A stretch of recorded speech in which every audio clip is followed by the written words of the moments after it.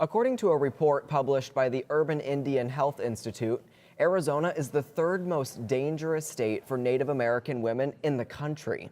That's why legislators and advocates are coming together to push forward a bill that, if signed into law, would create a first-of-its-kind task force in our state, combating the high numbers of murdered and missing indigenous women.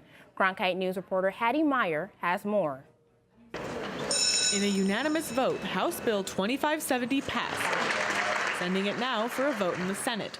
There was no nays, it was all A's. To see the women come out and to see how emotional and to know that they back this, and I know they know of other people in their lives, mothers, sisters, daughters, that have happened to them. Dottie Lizer, the second lady of the Navajo Nation, can't help but choke up as she recalls the murder of her close friend's sister, Patricia Platero. She was 49 years old.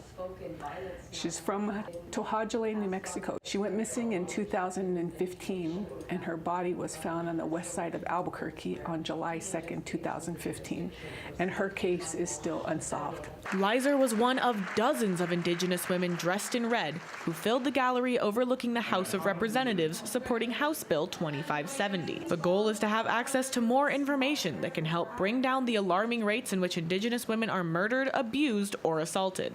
HB 2570 will create a committee to look at the problem of missing and murdered indigenous women and girls. It's a committee that will be made up of law enforcement agencies from both the urban and rural Arizona-based agencies, as well as the 22 tribal nations. Native women experience violent crime at an incredibly high rate, and most of their cases end up sitting in folders as cold cases. Part of this is due to a lack of jurisdiction and no crossover between Native and non-Native law enforcement. The tribal nations are sovereign nations, so our rural county sheriffs and law enforcement don't have jurisdiction within the tribal nations, and the tribal nations law enforcement doesn't have jurisdiction outside of the tribal nations. Although they know there are still challenges ahead, advocates say the passing of this bill is a step in the right direction in fighting violence against Native American women, and they know they can't do it alone. They're acknowledging the problem. They're looking to partner with our indigenous communities to solve this problem. Haddi Meyer, Cronkite News.